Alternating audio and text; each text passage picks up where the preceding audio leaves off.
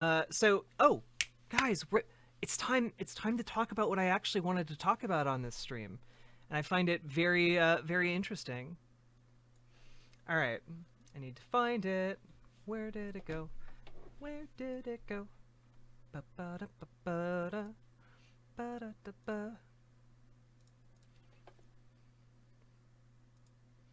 All right, Israel isn't a democracy. It's an apartheid regime, rights group says. Now, guys, this has been something that we've talked about on stream a while for a while. The mistreatment of the Palestinian people is an ongoing crime against humanity, really. And oh, it's okay, radical maniac. It's okay. Um, one of a handful, I mean, tiny handful of voices on the left. What? Donald Trump is one of a handful of voices on the left? Oh gosh, excuse me.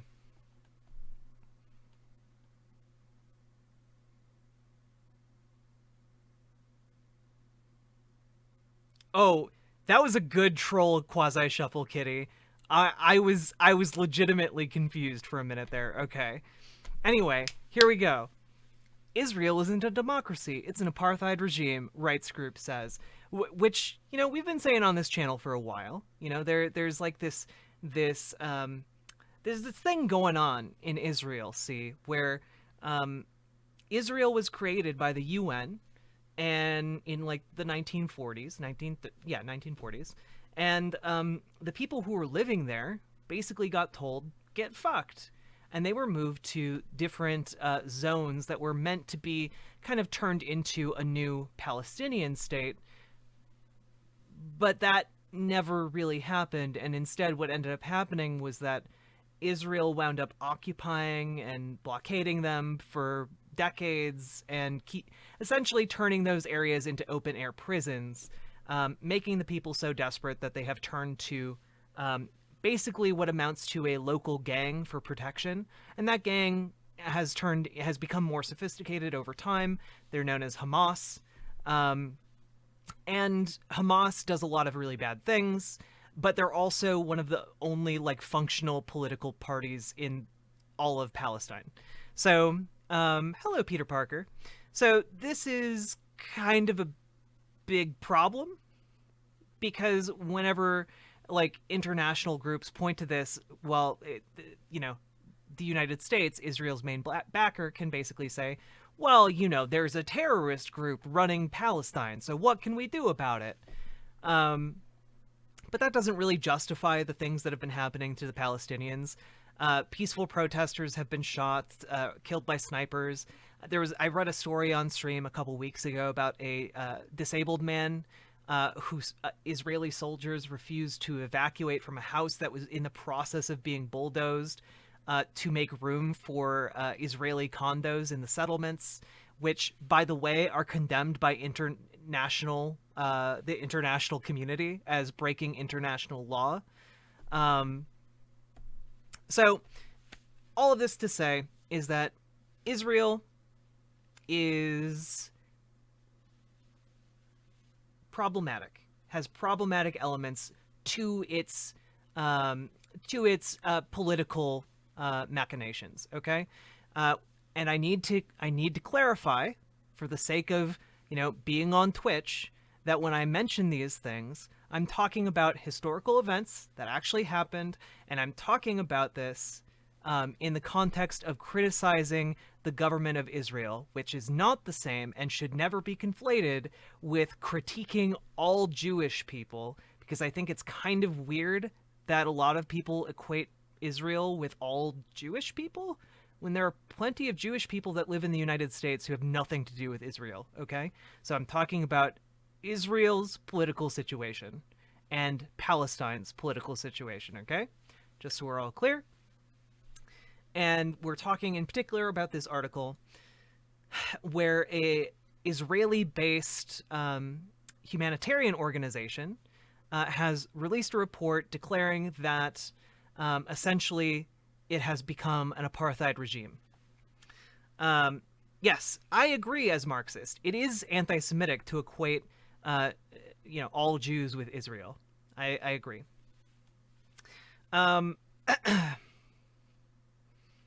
so Israel is no longer a democracy but an apartheid regime devoted to cementing the supremacy of Jews over Palestinians. The country's best-known human rights organization said in a report published Tuesday.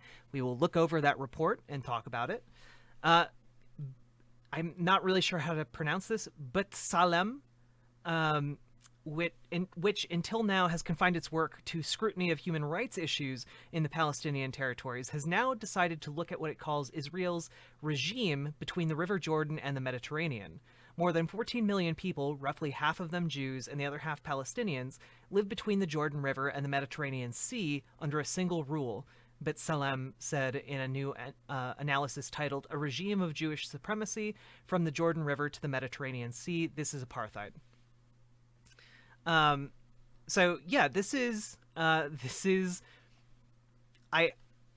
gonna stop here and just reiterate that this is really sensitive language on a really sensitive topic that might press a lot of buttons for people, but I assure you I am just talking about the leadership of Israel and not Jewish people as a whole when I critique Israel, okay? Okay, here we go. The human rights group said that the traditional view of Israel as a democracy operating side by side with a temporary Israeli occupation in the territories imposed on some 5 million Palestinian subjects has grown divorced from reality. Most importantly, the distinction obfuscates the fact that the entire area between the Mediterranean Sea and the Jordan River is organized under a single principle, advancing and cementing the supremacy of one group, Jews, over another, Palestinians. Salem said in a controversial analysis. Controversial, to say the least. Is it realer than your dick? Dude, my dick is super real, and it's real good. Years of injustice against Palestinians, culminating in laws that have entrenched discrimination, mean that the bar for labeling the Israeli regime as apartheid has been met, Salem said. The allegation that Israel is an apartheid state has often been dismissed by right-wing Israelis and their support groups as anti-Semitic, but this argument will be harder to make now that Israel has been labeled this way by such a well-respected Israeli institution, albeit one that enjoys only minority support in its home country. Israel's embassy in London dismissed the report as not based on reality but on a distorted ideological view.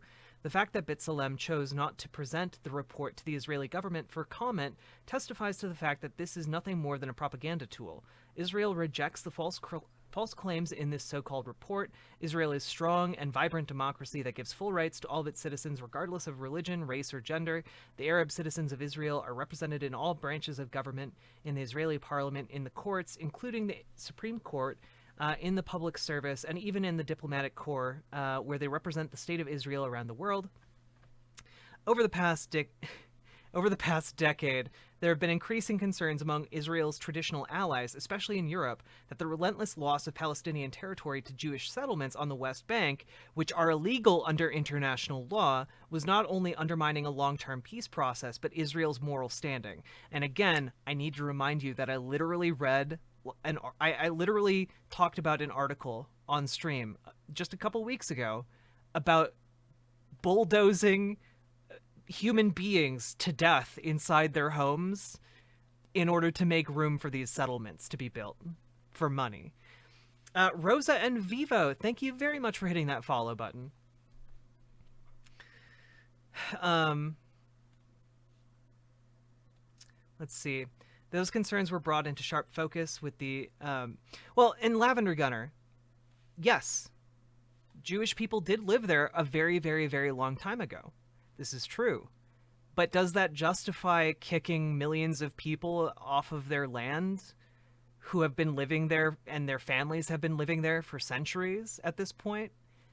I don't really think so. I think there probably was a better solution to this back in the 1940s, but, we work with what we got at this point.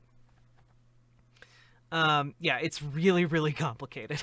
I'm not going to pretend I have the solutions on this stream. If I could solve the Middle East diplomatic crisis, I would be the wealthiest woman. One of the wealthiest women in the world, okay? Holy shit.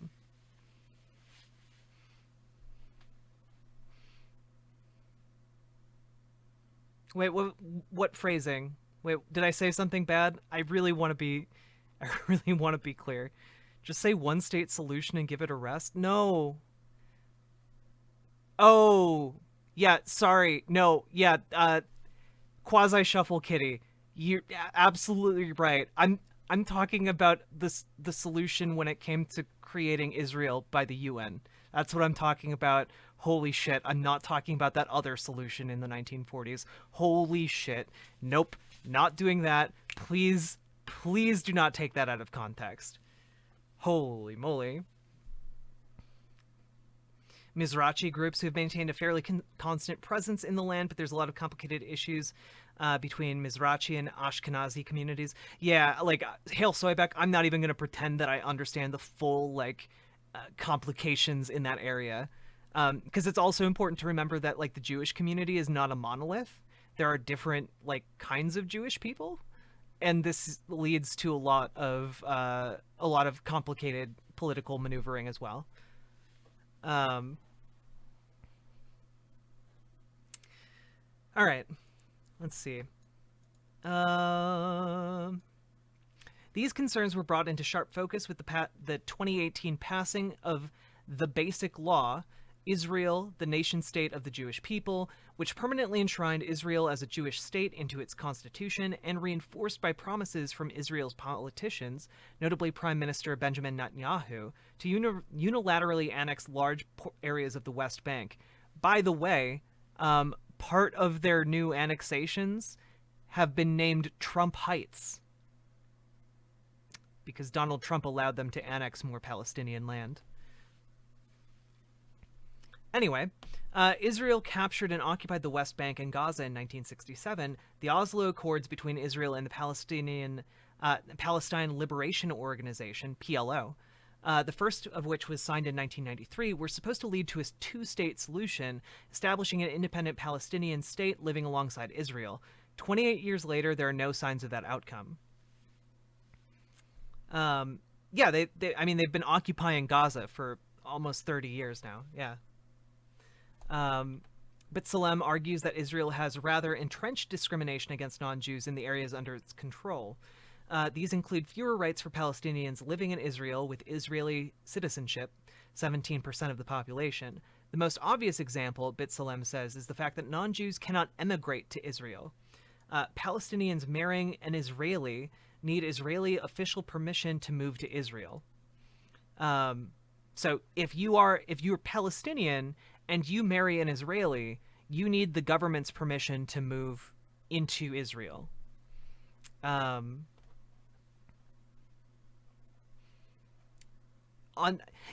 Lavender Gunner, I'm not ever going to pretend that I have all of the answers, okay? The only thing I can do is, like, talk about this because I think this is a criminally under-talked about issue in the United States, especially. And I think that's something we need to talk about because the United States can exercise some of the some of the strongest diplomatic power to alter the things that Israel does.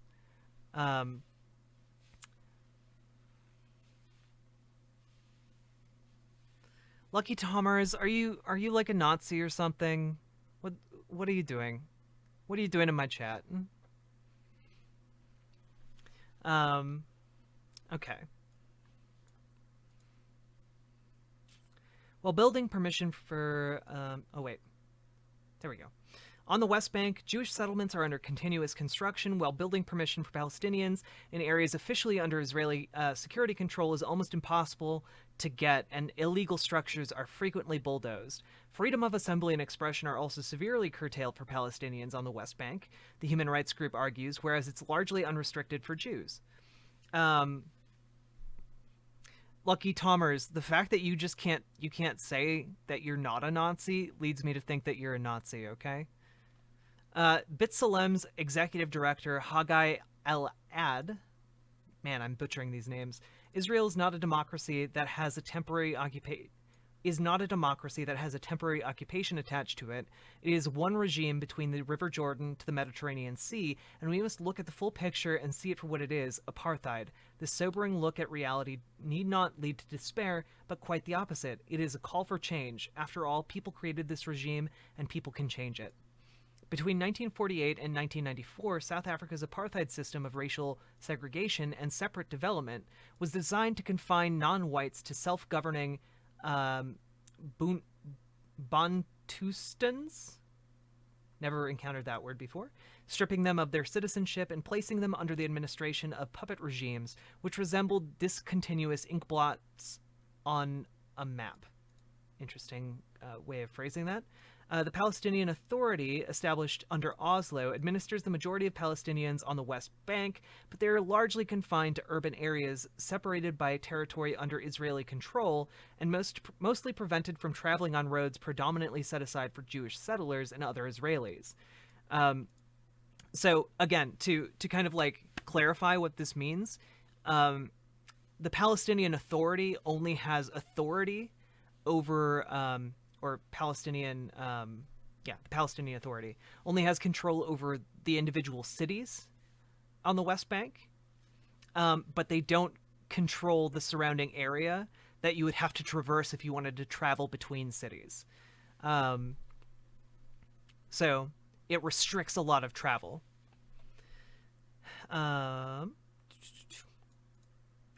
B'Tselem officials said that they want the international community to take action over Israelis' policies toward Palestinians, but they refused to be drawn on whether action included calls for international economic and cultural sanctions of the kind that were imposed on apartheid South Africa before it gained freedom, with a series of steps that led to the election of Nelson Mandela in 1994.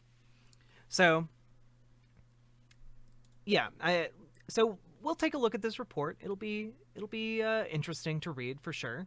And as far as I can tell, because I usually like do some like overview look of like the organizations I talk about on this channel. Yes, I know it's Wikipedia, whatever. It seems largely legit, and the fact that like CNN is like, yeah, this is the most prestigious human rights organization in Israel, makes me think, yeah, okay, we can trust this report, I think.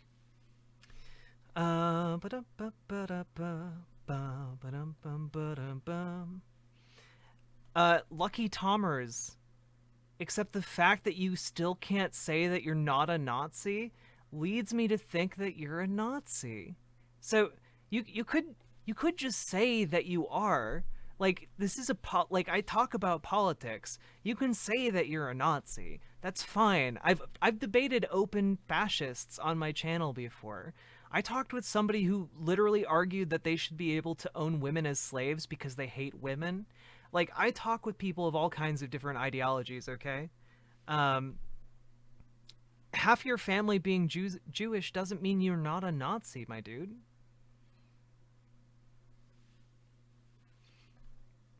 Are you not anti-Nazi? Gosh.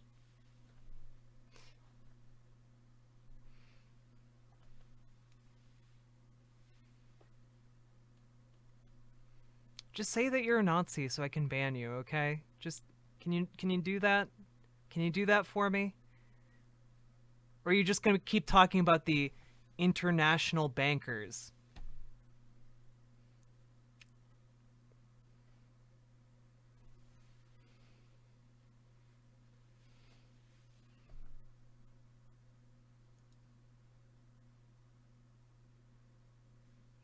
Despawn, thank you for the 100 bits.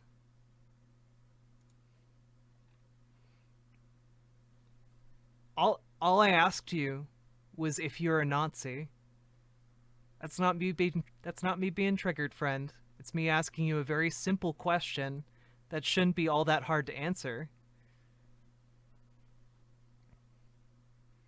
Third time, I'm not a Nazi. That's awesome. I'm glad you're not a Nazi. But I'm gonna ban you anyway, because I really don't like you. Bye. How many bits do you need to be donated to call in? Oh, gosh. Guys, I like can't be triggered. It's really difficult to trigger me, okay? Miss Kaylee, thank you so much for the 100 unicorn penises. I appreciate you immensely, okay? Um but despawned, you can call in when I have a call-in stream. I have those. Usually like one every week or so. Um so yeah. Oh, are you taking off? Wait, who's taking off?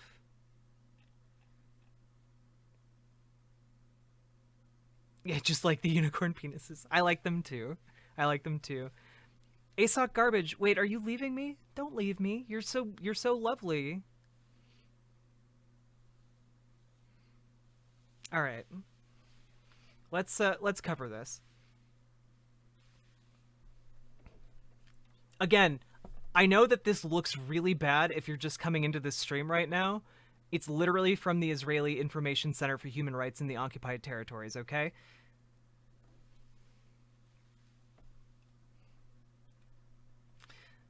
Okay, more than 14 million people, roughly half of them Jews. Okay, we already covered that. Common perception in public, political, legal. Oh, you're not going. I was saying it to band homeboy. Gotcha, gotcha. I got you, and thank you for the 50 bits. Um, yes, fin approve well-regulated capitalism, worker-owned means of production any day. But wait, what if I told you that we could have worker-owned means of production and still have a largely functional market economy? What if I told you these things aren't mutually exclusive, and that in fact we already have the building blocks for them in the United States right now? What if I told you that was possible? Because it is.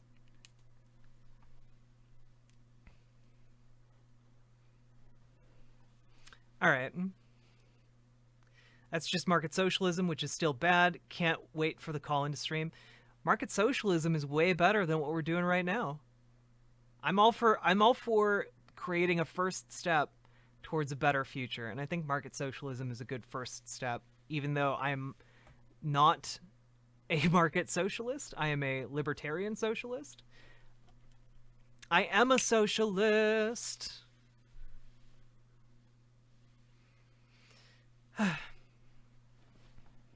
Yes, quasi shuffle kitty. Nazis are very dumb. All right.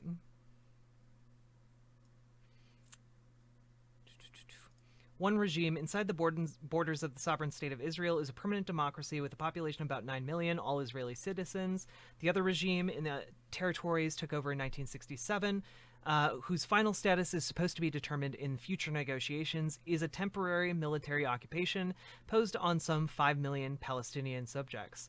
Over time, the distinction between the two regimes has grown divorced from reality. This state of affairs has existed for more than 50 years, twice as long as the state of Israel existed without it. Wow. Yeah. Okay. Yep. Long time. Okay.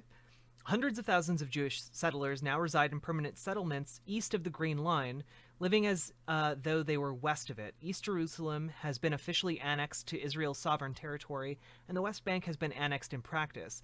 Most importantly, the distinction obfuscates the fact that the entire area between the Mediterranean Sea and the Jordan River is organized under a single principle, advancing and cementing the supremacy of one group, Jews, over another, Palestinians. All this leads to the conclusion that these are not two parallel regimes that simply happen to uphold the same principle.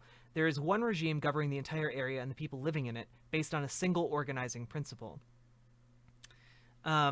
What's the pragmatic difference? Do you believe markets are a good way to allocate means of production and capital goods, or do you believe in moneyless society?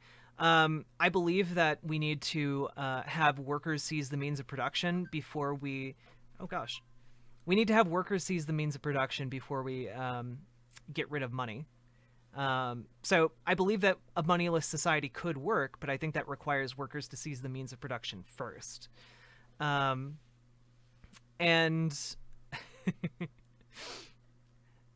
yeah, I think that markets are a good way of allocating some resources, not all resources. So I believe in decommodification of things that people need in order to live, like in a modern society. So yeah. You finally banned Trump. Oh, YouTube finally banned Trump. Hell yeah. Oh yeah, and markets aren't a good way to allocate the production of a society. Absolutely true. Um, let's see. When B'Tselem was founded in 1989, we limited our mandate to West Bank, including East Jerusalem and the Gaza Strip, refrained from addressing the human rights inside the State of Israel established in 1948, or from taking a comprehensive approach to the entire area between the Jordan River and the Mediterranean Sea. Yet the situation has changed.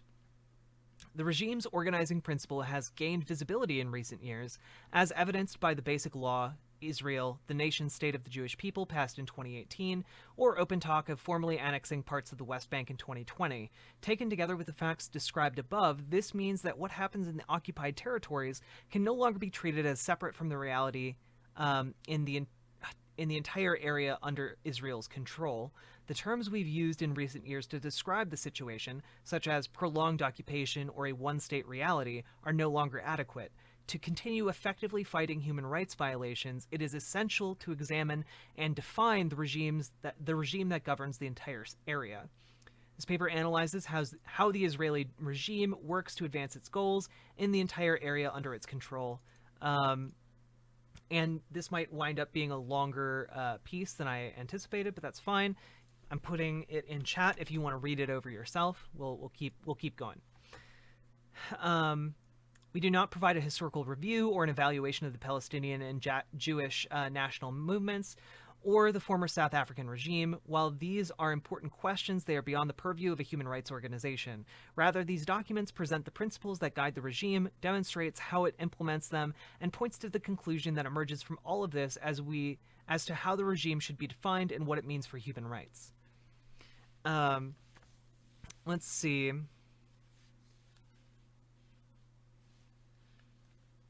I'm not against a UBI.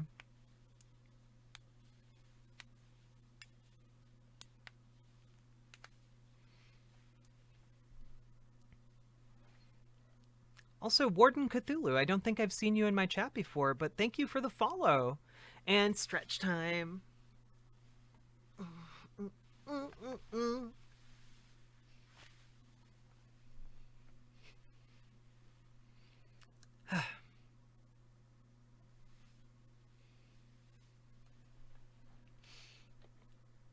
In the entire area between the Mediterranean Sea and the Jordan River, the Israeli regime implements laws, practices, and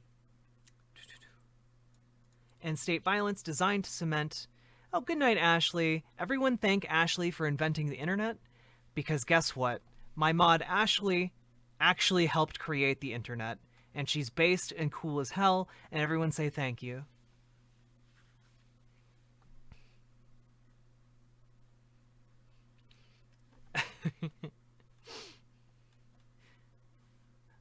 Clydeson, thank you very much for the raid, friend. Hello, everybody. My name's Jack. I'm a socialist. I talk about politics. We're going over this recent human rights release from a renowned Israeli human rights organization that has declared that Israel is an apartheid state, which might not be the most fun topic for us to talk about, but that's what we're doing right now. And I hope you all come take a seat and maybe we can learn something together. Also, hello, Professor Narrowbot. Hi.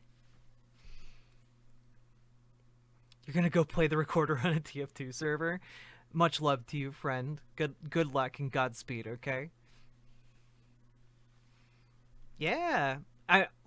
No joke, guys. Like, Ashley literally helped create, like, the internet for the US government.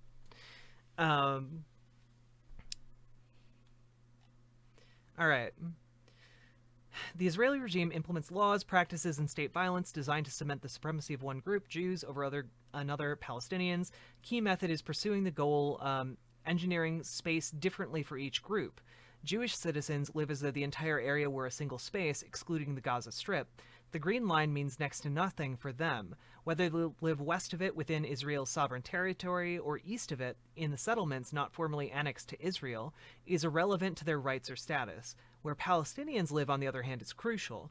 The Israeli regime has divided the area into several units that it defines and governs differently according to Palestinians' different rights in each. This division is relevant to Palestinians only. The geographic space, which is contiguous for Jews, is a fragmented mosaic for Palestinians. Palestinians who live on land defined in 1948 as Israeli sovereign territory, sometimes called Arab Israelis, are Israel citizens that make up 70% of the state's citizenry. While the status affords them many rights, they do not enjoy the same rights as Jewish citizens by either law or practice, as detailed further in this paper. Roughly 350,000 Palestinians live in East Jerusalem, which consists of some 70,000 dunams. A dunam is 1,000 square meters. That Israel annexed to its sovereign territory in 1967. They are defined as permanent residents of Israel, a status that allows them to live and work in Israel without needing special permits, to receive social benefits and health insurance, and to vote in municipal elections. Yet permanent residency, unlike citizenship, may be revoked at any time at the complete discretion of the Minister of the Interior. In certain circumstances, it can also expire. Dang. Wow. Okay. Although Israel never formally annexed the West Bank, it treats the territory as its own. More than 2.6 million Palestinian subjects live in the West Bank, in dozens of disconnected enclaves under a rigid military rule and without political rights. In about 40% of the territory, Israel has transferred some civilian powers to the Palestinian Authority. However, the PA is still subordinate to Israel and can only exercise its limited powers with Israel's consent. Okay, wow. The Gaza Strip is home to about 2 million Palestinians, also denied political rights. In 2005, Israel withdrew its forces from the Gaza Strip, dismantled the settlements it built there, and abdicated any responsibility for the fate of the Palestinian population. After the Hamas takeover in 2007, Israel imposed a blockade on the Gaza Strip that is still in place. Throughout all these years, Israel has continued to control nearly every aspect of life in Gaza from the outside.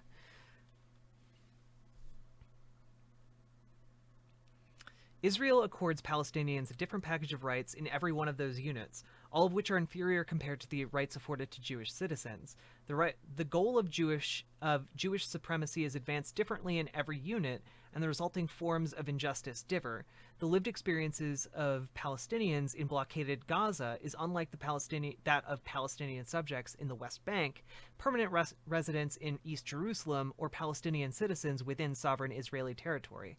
Yet these are variations on the fact that all Palestinians living under Israeli rule are treated as inferior in rights and status to Jews who live in the very same area. Detailed below are 4 major methods the Israeli regime uses to advance Jewish supremacy. 2 are implemented similarly throughout the entire area, restricting migration by non-Jews and taking over Palestinian land to build Jewish-only communities, while relegating Palestinians to small enclaves. The other 2 are implemented primarily in the occupied territories, draconian restrictions on the movement of non-citizen Palestinians, and the denial of their political rights. Control over these aspects of life lies entirely in Israel's hands. In the entire area, Israel has sole power over the population registry, land allocation, voter rolls, and the right or denial thereof to travel within, enter, or exit any part of the area. So, like, guys, again, if you're a Palestinian in one of these areas, you don't have, like, freedom of movement within Israel. Except maybe if you are, like, a Palestinian citizen within, like, the traditional 1948 borders of Israel. This is some pretty wild stuff that I think a lot of people don't know about. I certainly didn't know about most of this stuff. So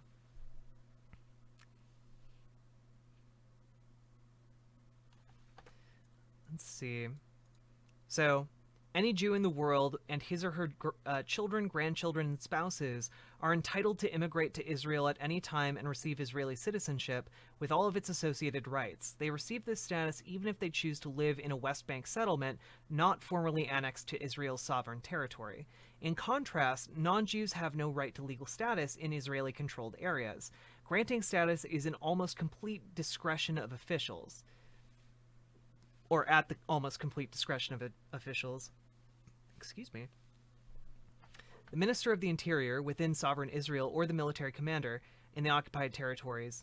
Despite this official distinction, the organizing principle remains the same.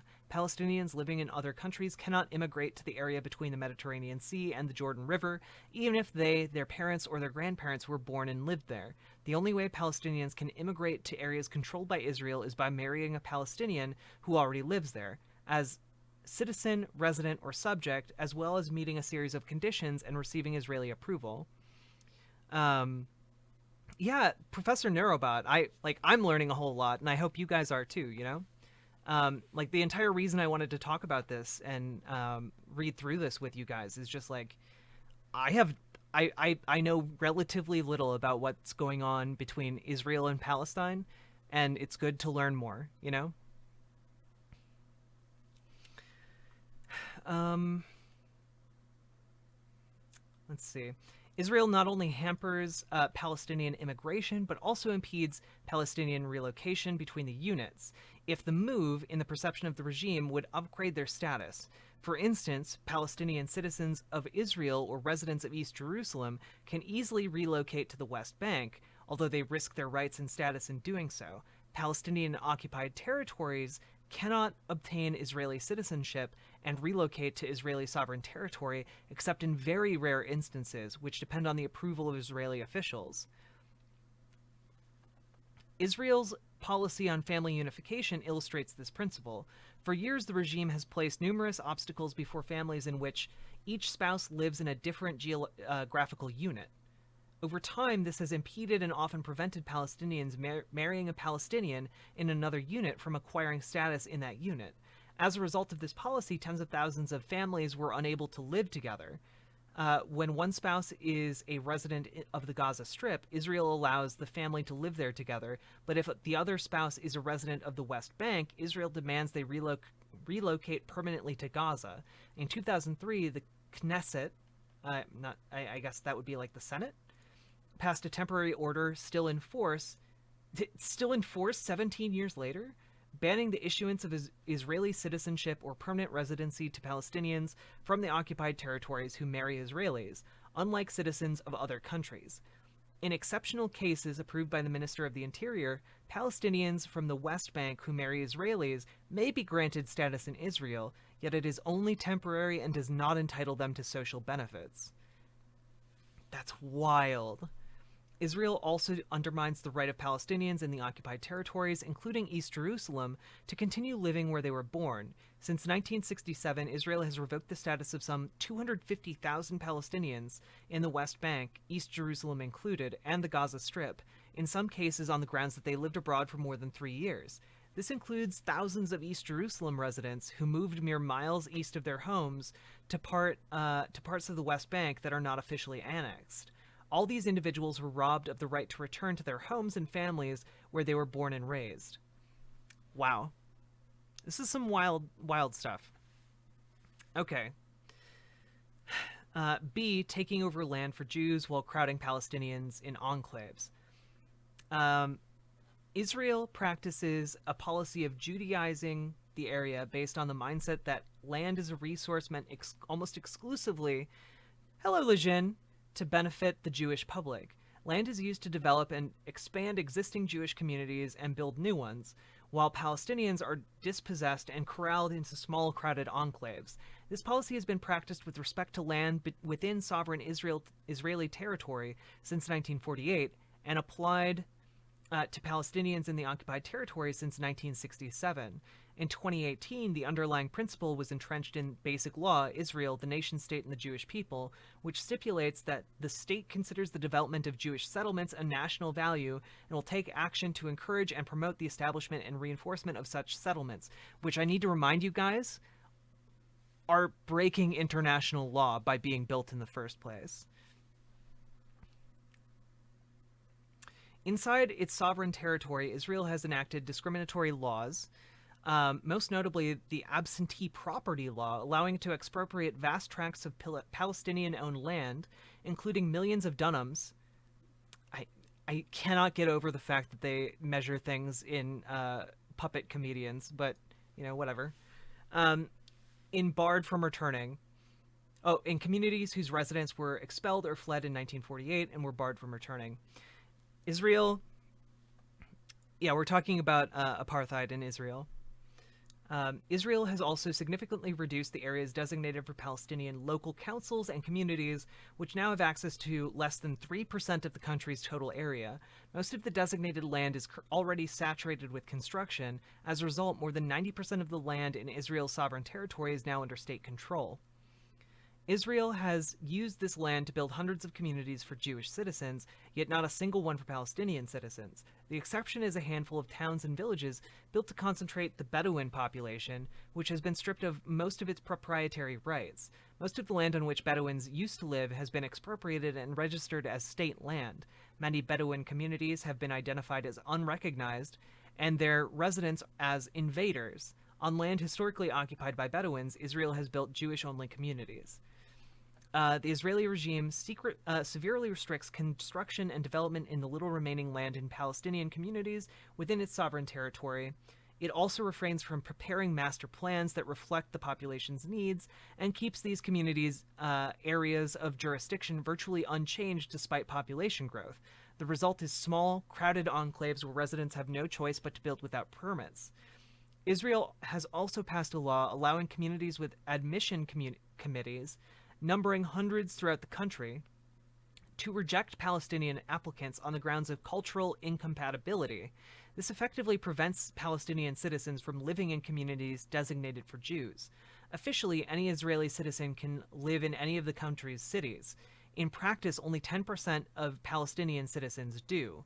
Even then, they are usually relegated to separate neighborhoods due to lack of educational, religious, and other services, the prohibitive cost of purchasing a home in other parts of the city, or discriminatory practices in land and home sales. Yeah, I chat is suspiciously quiet. I'm hoping I'm not boring you all. Okay. The regime has used the same organizing principle in the West Bank since 1967, including East Jerusalem. Hundreds of thousands of dunams, including farmland and pasture land, have been taken from Palestinian subjects on various pretexts, and used, among other things, to establish and expand settlements, including residential neighborhoods, farmland, and industrial zones. All settlements are closed military zones that Palestinians are forbidden from entering without a permit. Oh, that's weird. So far, Israel has established more than 280 settlements in the West Bank, which are now home to more than 600,000 Jewish people. More land has been taken to build hundreds of kilometers of bypass roads for settlers. Wow. So, again, to clarify what's happening here, guys, officially for Palestinians, all settlement zones, again, illegal settlements built in violation of international law, are registered as military zones for Palestinians, meaning they can't enter them or they might be, like, killed, right? And on top of that, the area that has been illegally settled upon is now home to over 500,000 Jewish people. This is wild. Also, Ram 2046. I really no, it's spelled without the H, big special boy, but it is, I imagine, pronounced the same. I as much as, again, we are criticizing the Israeli government because it deserves the criticism, I really just want to make sure that I don't lose my Twitch. So let's limit the saying of fuck Israel, okay? If you're gonna have a criticism of Israel, level something that is very specific, and I don't want Nazis to be able to infiltrate this chat and use what I'm talking about to, like, bolster their talking points or whatever. Oh, is it Dunam? Okay.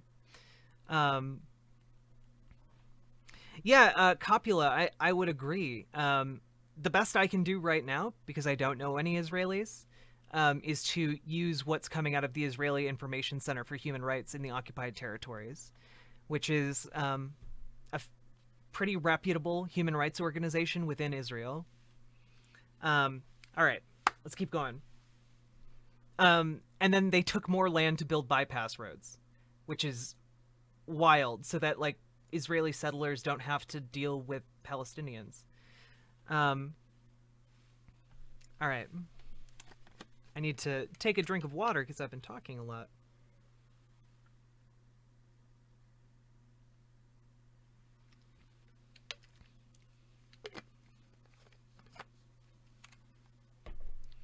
Also, hello, Universal Discourse. How's it going?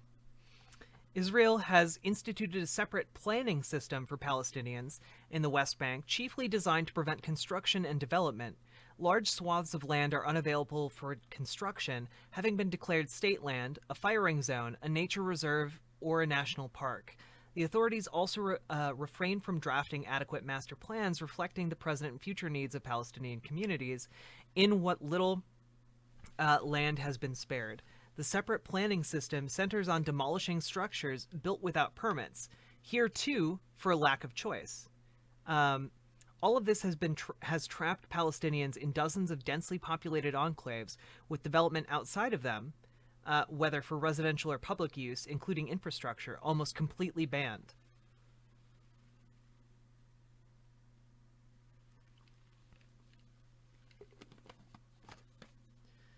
Restriction of Palestinians' freedom of movement. Israel allows its Jewish and Palestinian citizens and residents to travel freely throughout the area. Exceptions are the prohibition on entering the Gaza Strip, which it defines hostile territory, and the mostly formal prohibition on entering areas ostensibly under PA responsibility, Area A. In rare cases, Palestinian citizens or residents are permitted to enter Gaza. Israeli citizens can also leave and re-enter the country at any time. In contrast, residents of East Jerusalem do not hold Israeli passports, and lengthy absence can result in revocation of status, meaning they would not be able to return home if they spend too much time outside of East Jerusalem. Israel routinely restricts the movements of Palestinians in the occupied territories and generally forbids them from moving between the units. Palestinians from the West Bank who wish to enter Israel, East Jerusalem, or the Gaza Strip must apply to the Israeli authorities in the Gaza Strip, which has been blockaded since 2007. The entire population is imprisoned as Israel forbids almost any movement in or out, except in rare cases it defines as humanitarian. Palestinians who wish to leave Gaza or Palestine from other units, or Palestinians from other units who wish to enter it must also submit a special application for a permit to the Israeli authorities. The permits are issued sparingly and can only be obtained through a strict, arbitrary mechanism or permit regime, which lacks transparency and clear rules. Israel treats every permit issued to a Palestinian as an act of grace rather than the fulfillment of a vested right. In West Bank, Israel controls all routes between the Palestinian enclaves. This allows the military to set up flying checkpoints, close off access points to villages, block roads, and stop passage through checkpoints at will. Furthermore, Israel built the separation barrier within the West Bank and designated Palestinian land, including farmland, trapped between the border and the Green Line as the Seam Zone. Palestinians in the West Bank are barred from entering this zone, subject to the same permit regime. I believe there was like a news story a while back about people illegally farming in this zone and like being targeted by snipers. 1 dunam, the amount of land that could be plowed by a team of oxen in a day. Okay, roughly 1,000 meters squared. All right.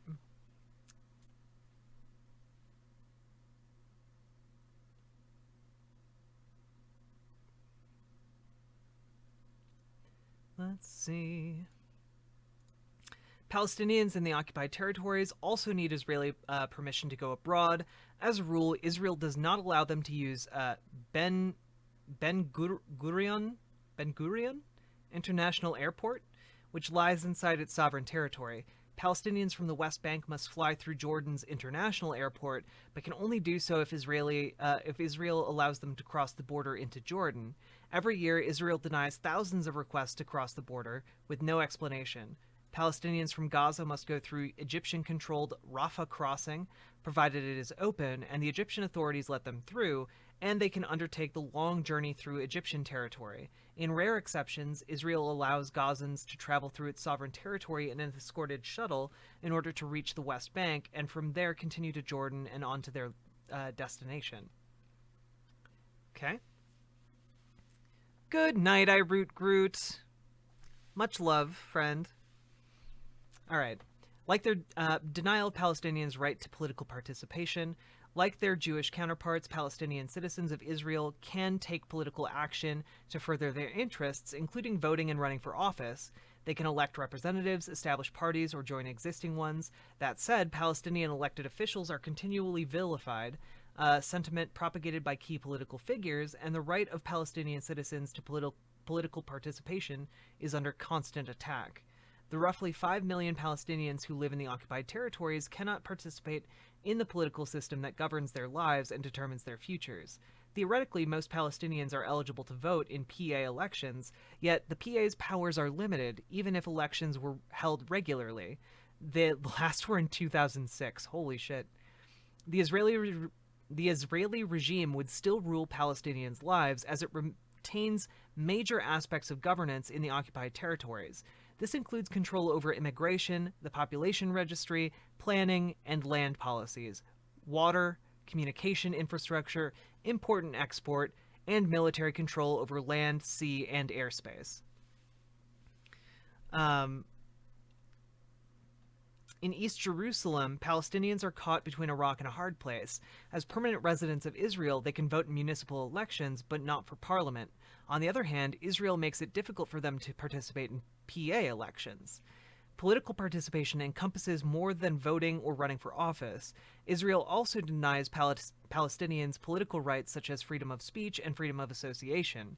These rights enable individuals to critique regimes, protest policies, form associations to advance their ideas, and generally work to promote social and political change. Good night, 29 Essex. I love you very much, okay?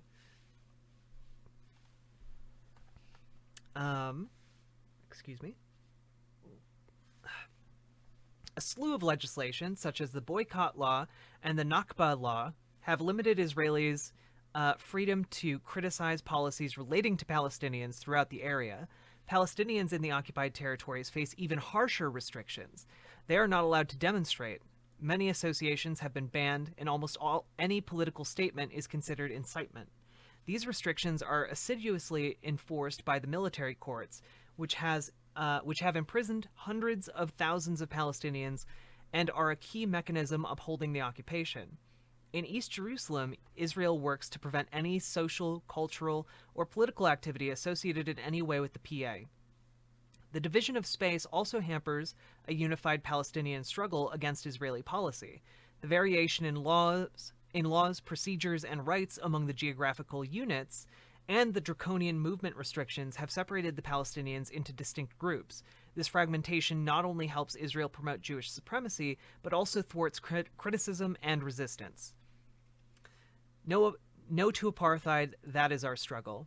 The Israeli regime, which controls all the territory between the Jordan River and the Mediterranean Sea, seeks to advance and cement Jewish supremacy throughout the entire area. To that end, it has divided the area into several units, each with a different set of rights for Palestinians, always inferior to the rights of Jews.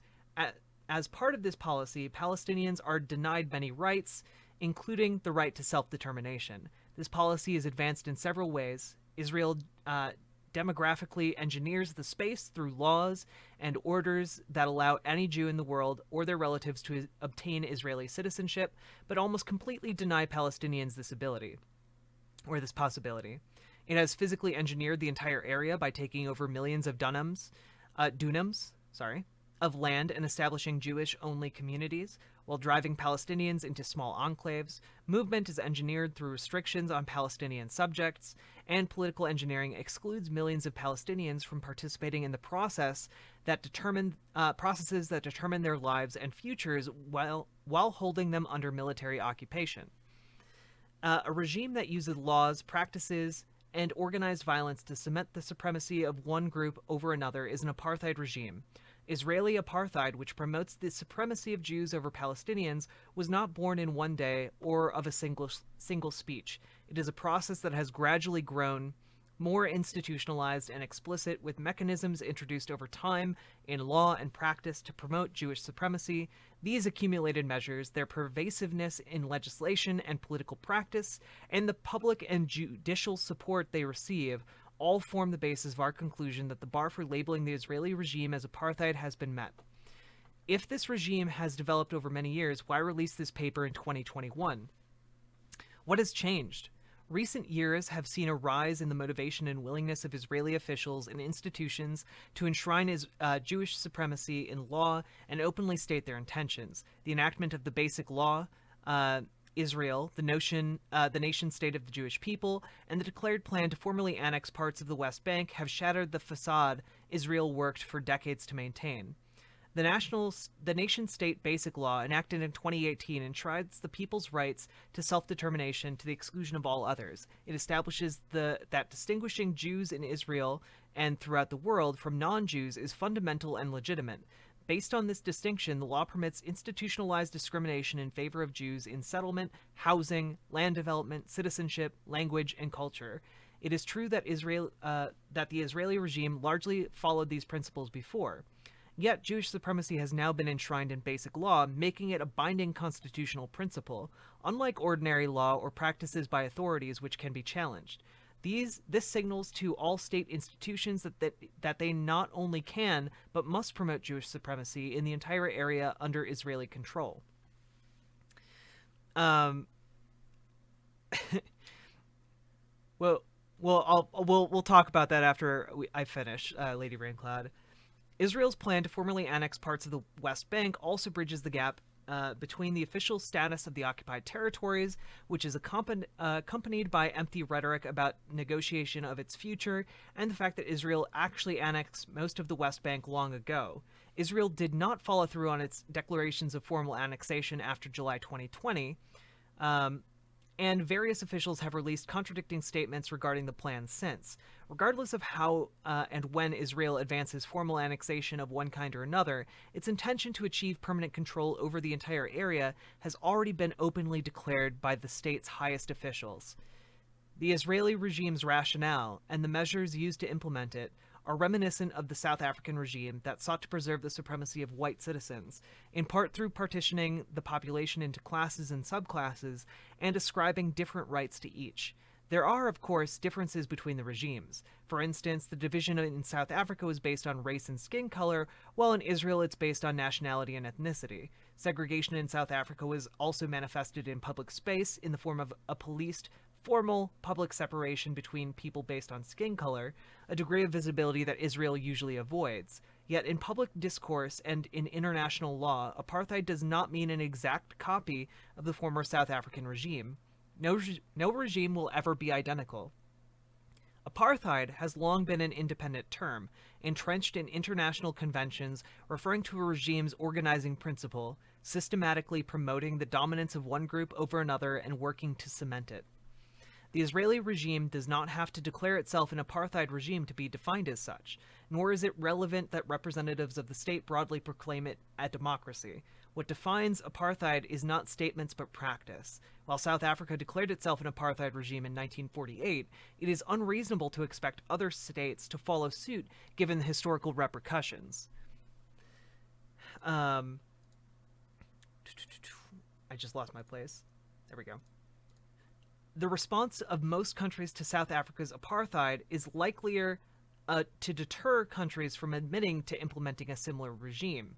It is also clear that what was possible in 1948 is no longer possible today, both legally and in terms of public opinion. As painful as it may be to look reality in the eye, it is more painful to live under a boot.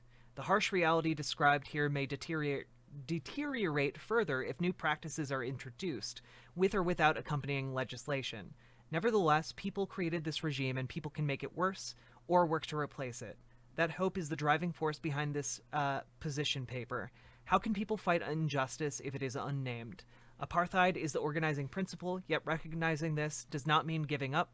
On the contrary, it is a call for change. Fighting for a future based on human rights, liberty, and justice is especially crucial now. There are various political paths to a just future here between the River Jordan and the Mediterranean Sea, but all of us must first choose to say no to apartheid. Yes, time to hydrate. ASOC Garbage, you have a very good night, okay? Usually I'm not this verbose, but I thank you all for sticking with me through the end of that, okay?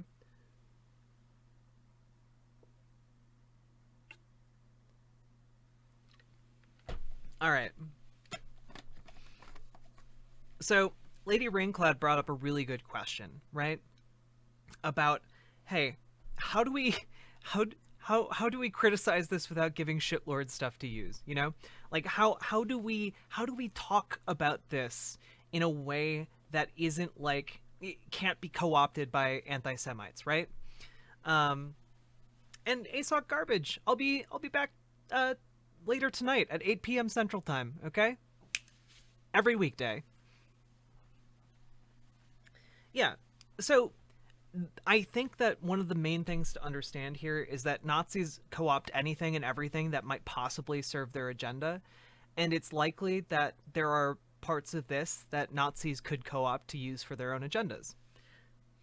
Right? Like, so part of the problem is, and I think one of the key things about this is that it needs to always consistently be framed that this is not an issue of Jewish people, like that is endemic to Jewishness or Jewish people. That's not what we're criticizing here. We're talking about a government, and governments are fallible. Governments do use power to achieve various ends. I can criticize the U.S. government without being like anti-white, I guess.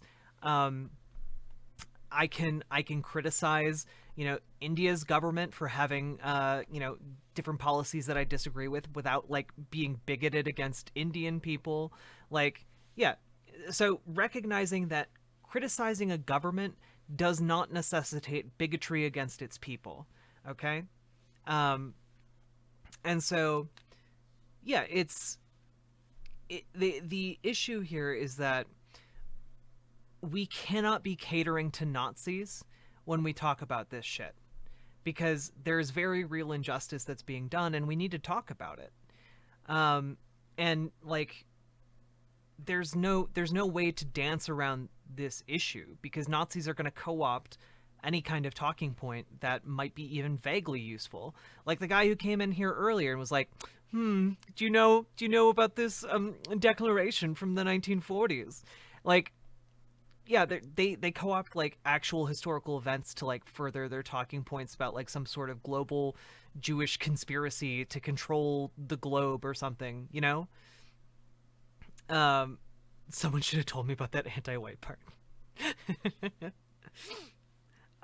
When someone says I'm being an anti-Semite for critiquing Israel, I respond that they are an anti-Semite for supporting oppression of Palestinians. Yeah, there's nothing in Jewish teaching or Jewish culture that calls for them to need to suppress Palestinians. That is entirely a work of the government of Israel, okay? Oh yeah, but like also Transylvanian, there are people within Israel who don't support this shit. Like the paper I just read you from is from a bunch of people within Israel who are working to undo this. And again, you guys can check out more about this organization and read the paper for yourselves right there. Check it out if you have time or the inclination. Yeah, as Marxist, equating the Israeli state with Jews and Israelis, I think, is weird. I do not think most Jewish people have an aim for Jewish supremacy. I think that is something that is endemic to certain political structures within um, Israel, and that is something that has contributed to the apartheid state. Um,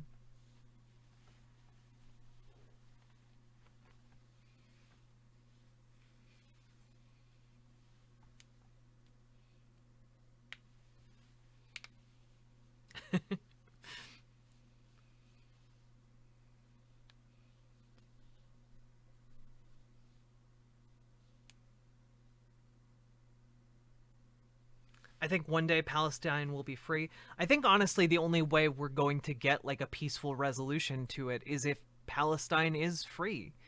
That means ending the blockade on the Gaza Strip, and it means having some kind of transit system for Palestinians so that they can manage their own affairs. Um, yes, it's not about Jews, it's about governments. Exactly. We're talking about a government that is misusing its power and treating people poorly, ignoring their human rights, and I think that that deserves criticism, no matter what that country happens to be, whether it's the United States or China or Russia or Israel. Wherever in the world this stuff is happening, I think it deserves to be talked about and known about. And yeah.